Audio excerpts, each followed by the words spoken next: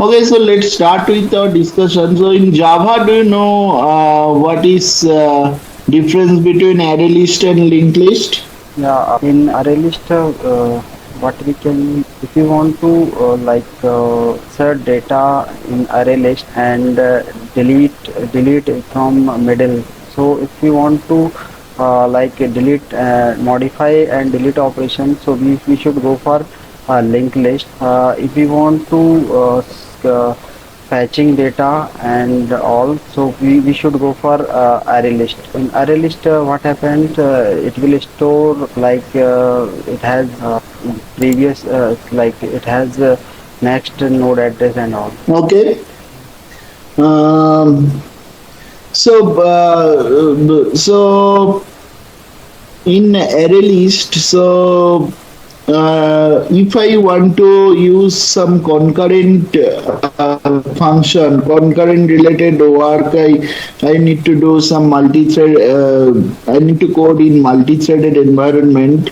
So then, which list we should prefer? In array list, in multi-threaded environment, we have in concurrent copy on array list we have. Copy on write array list, I think we have in new packages, Java package. What happens if we are modifying while iterating, it will show concurrent So modification. how is copy on array list or copy on type list? So there are other also, right? Copy on array list, copy on linked list. So how this internally works?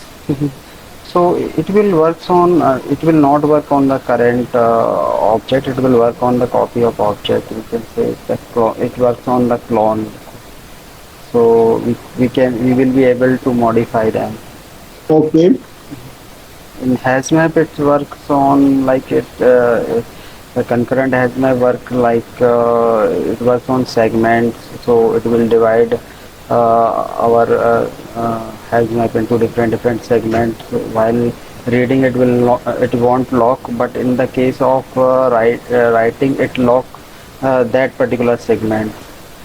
So performance becomes faster in this case. Okay. So normal hash map, how it internally works, do you know? Yeah, sure. HashMap works on the concept of hashing. It will store it has a bucket like concept. It will store our suppose we are putting some value, so it will work on like a key value pair. Whenever we are putting some value, it will calculate it has based on the key, and whatever the it will do some mod by capacity and all. After it will get some integer value, and suppose we will get 2, then it will store our object in second position.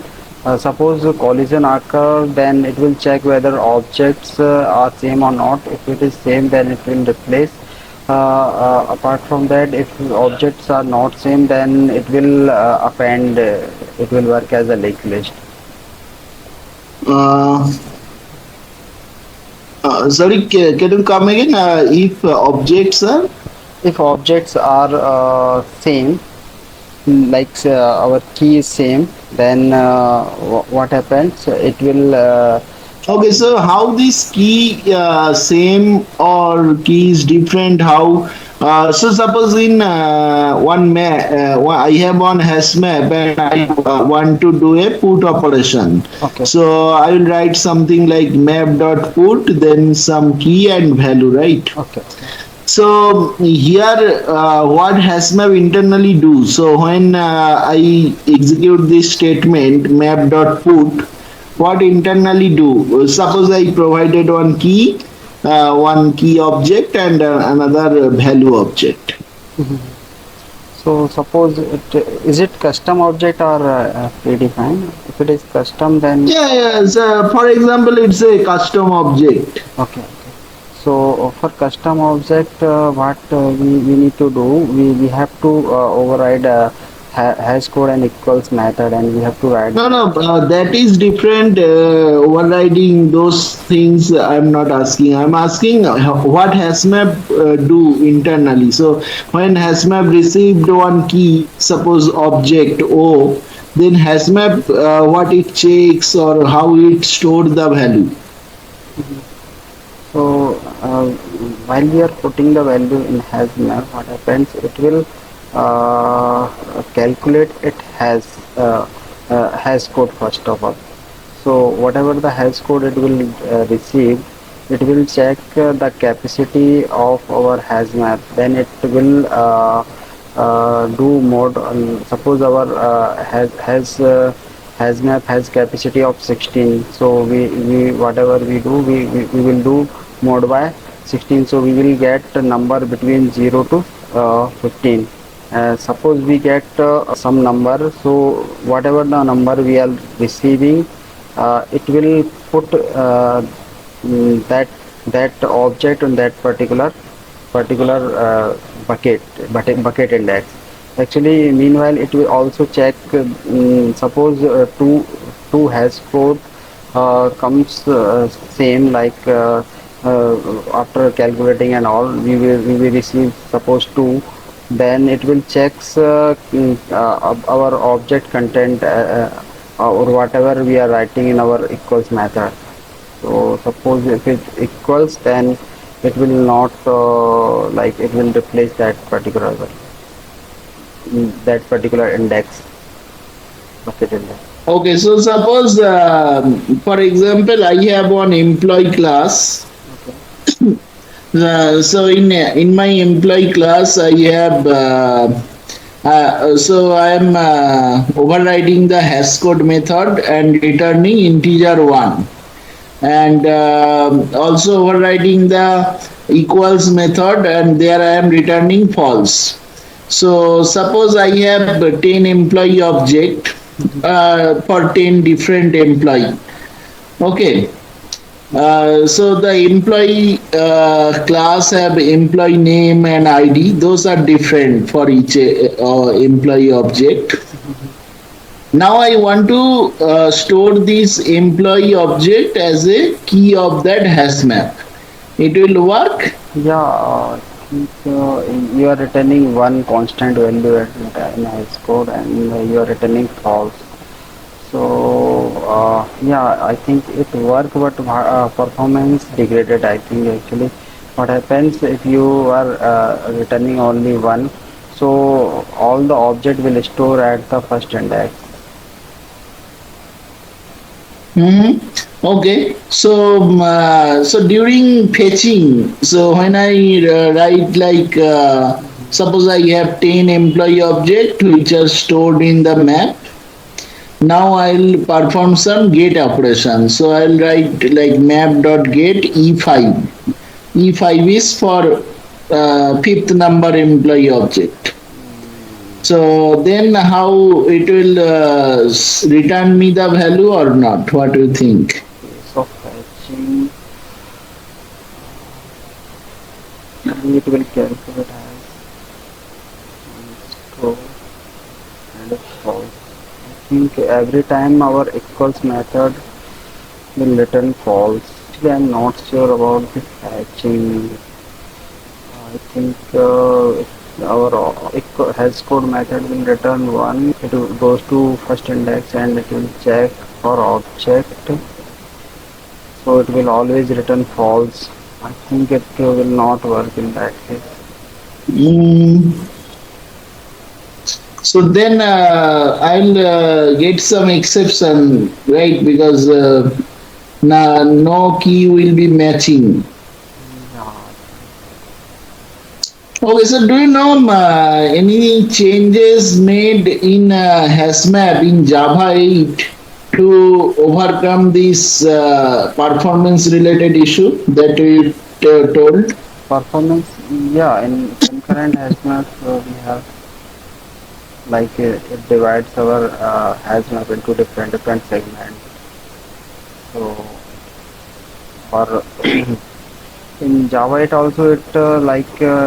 not using linked list. Instead of that, is it is using tree tree structure for storing in the bucket for same key key index. Yeah, so in Java 8, for HashMap internal structure, we have some changes. So, do you know what are those? Sorry, I didn't get. Has not. In Java 8, Yeah. HashMap internal structure have some changes. Mhm. So, do you know what are those? Actually, I know this one only. It is internally using instead of linked list. It is using tree. Apart from that, Okay, yeah, that's fine. So, it's a simple tree or any specific kind of tree? I think it's a binary tree. Okay. So in Java 8, we have functional interface. Do you know what is functional interface? Yeah. So the functional interface which have only one abstract method, so we can use it for a lambda expression. Single abstract method we have in functional interface. Okay. So can I have multiple default method in a functional interface Yeah, yeah, we can have. or multiple static Yes, method? yes, yes, we can have. Okay. Okay. So in Java, what are the types of exception available? Checked and unchecked exception. So can you give some example of checked and unchecked? Those are a child of exception class are checked exception. It will show error at compile time. For unchecked exception, it is child of runtime exception. Sorry? A child of runtime exceptions are called as for unchecked exception. So Okay, so can you give some example of checked and unchecked exception? IO exceptions are checked exceptions. Null pointer are unchecked, I think.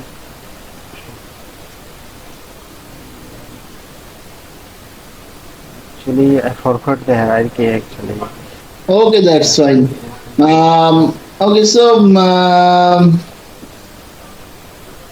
yeah, so in Java we have serialization also, right? So do you know why we use serialization and what is used for that? A little bit I know.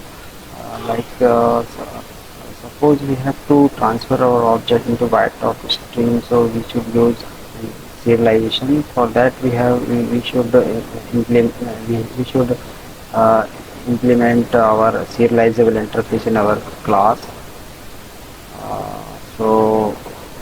We have classes available object read and object write. I think the class is responsible for writing our object into the file or string. So suppose if you don't want to not serialize, suppose in our object some fields are available, and if you do not want to serialize that particular field, then we can use transient keyword there. Okay. Oh, okay. So you used Spring Boot also, right? Yeah. So which version? We are using two point something we are using. Earlier we have used 1.5. Okay. What are the advantages of Spring Boot over normal Spring framework or Spring framework based project? Yeah, actually what I observe in Spring Boot is faster than our traditional application. Previously we have to What we have to do, we have to resolve our dependency our own. We have to check each and every jar file. If we find some conflict, then it is very tedious task to solve. In Spring Boot, what happened, it has starter dependencies. So just we need to put in our form.xml, and automatically it has enable auto configuration also available to configure all our dependencies and objects uh, beans in our applications. Apart from that, it has embedded Tomcat and to running our application as standalone application. And apart from that, we have Angular CLI command line interface available, and Spring IO for creating our object, and uh, directly we can create object and by site, and we can download, and we can import it. So it will provide us a ready application and a simple dependency, like we have to import JPA, then we have to import Spring Starter JPA if you want to implement like security and all. So we have to import security starter dependency. So it will makes developer life very easy. Okay. So in Spring Boot, we in normal Spring framework, we have Spring Bean or dependency injection related concepts, right? So what is dependency injection? Dependency injection, suppose our bean required, suppose our class required another class object. So manually we are creating object by new keyword. We are injecting some other will provide us that particular object if it is created on container. So for that we are using AutoWire, @AutoWire annotation. Suppose in our controller class we need a service class object. So what we are doing, we are auto wiring its interface. So it will check its implemented classes. If class is available, then it will inject that particular object in our controller class.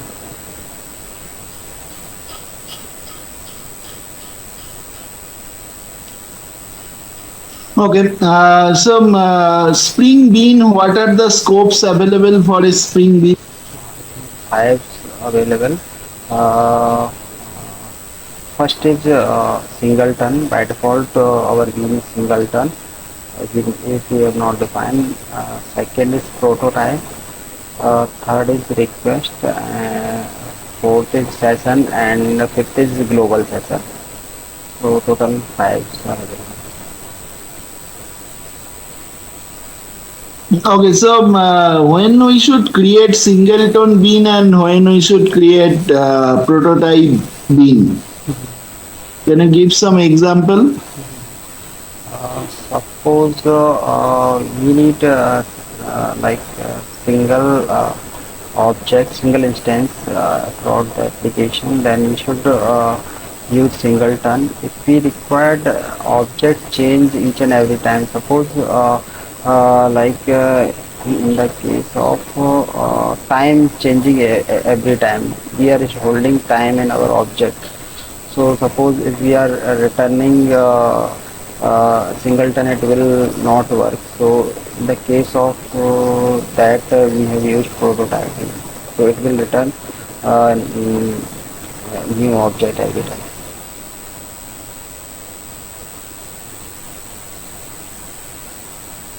Okay, so in Spring Boot, are you using Spring Data JPA? Yeah. Okay, so we write the annotation @transactional, right? Yes. So why this how this @transactional annotation work? Transaction annotation, like it will suppose if we are inserting some data in our different tables, and suppose something happened wrong, it automatically roll back all the data internally. I think it will work like it will begin the transaction. uh, Suppose we have put in our method, same method, so I think it will begin the transaction. After at the end, it will check all the data properly inserted. If suppose some exception occurred, then it will roll back that particular data from tables. uh, Suppose it successfully, then it will commit all the transactions.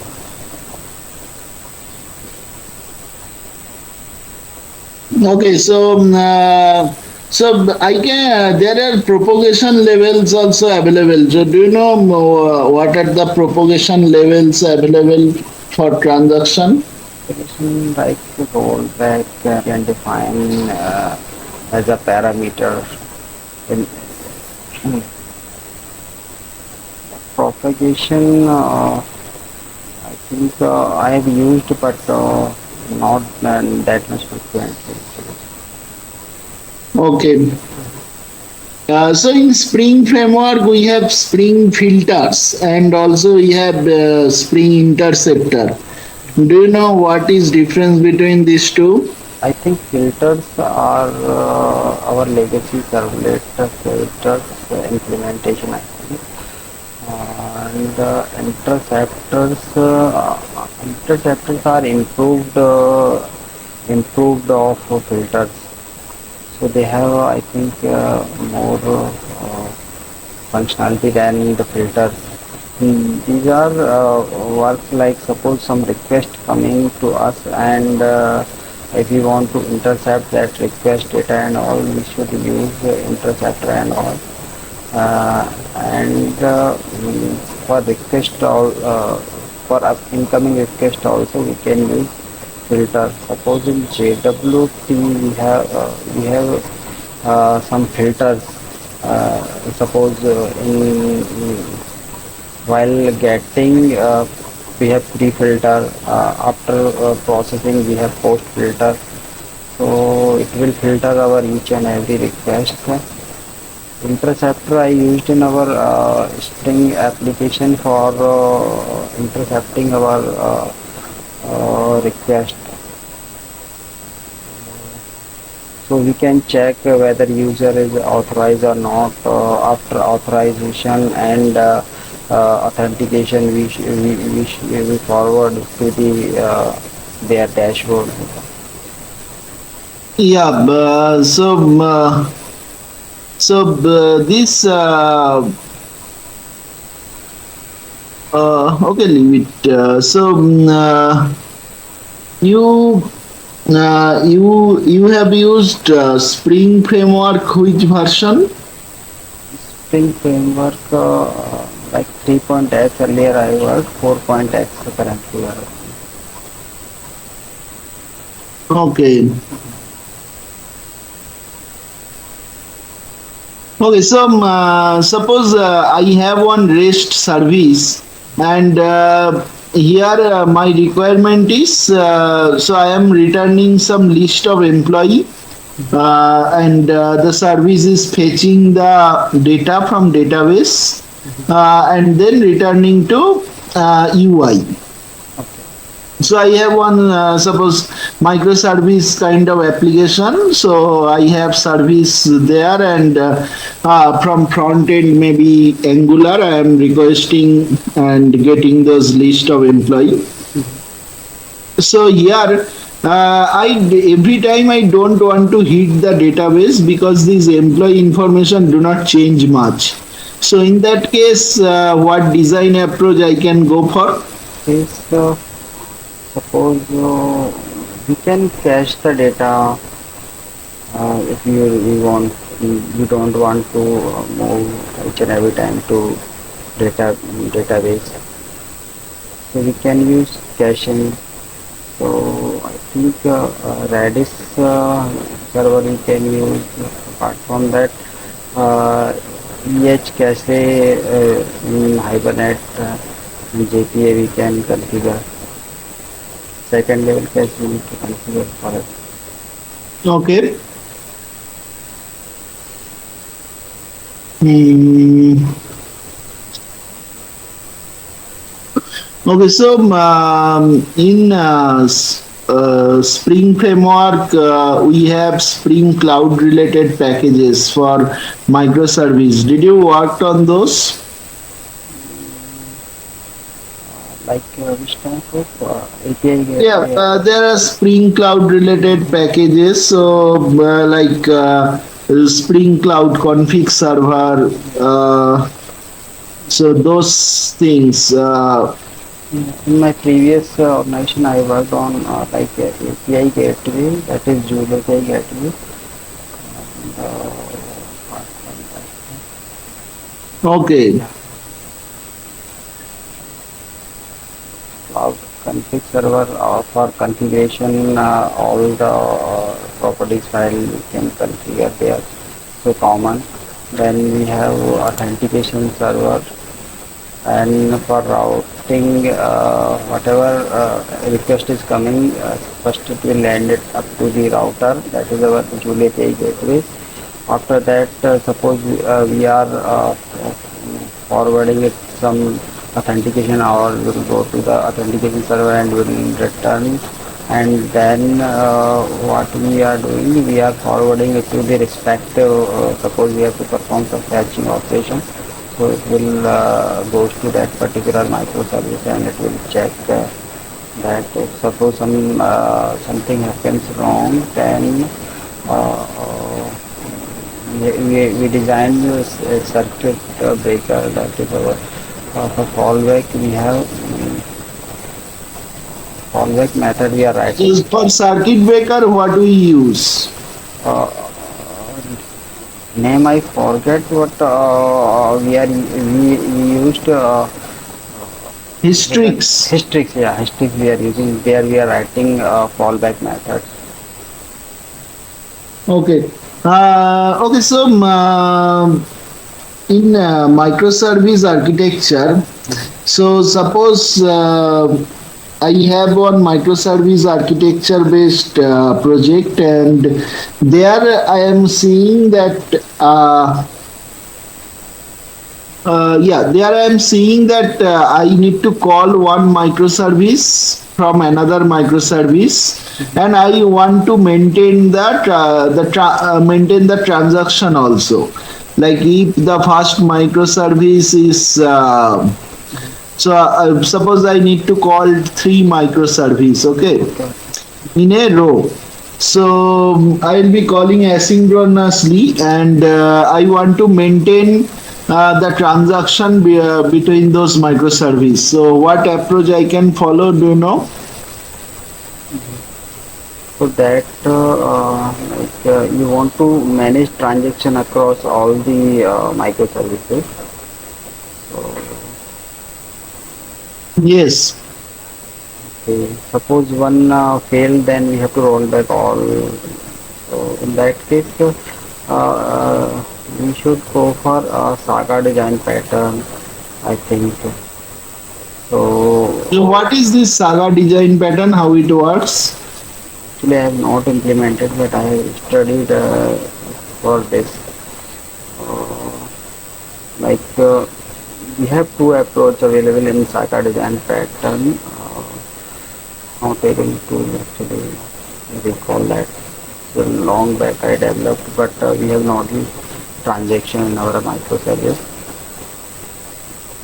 But I can implement. Okay.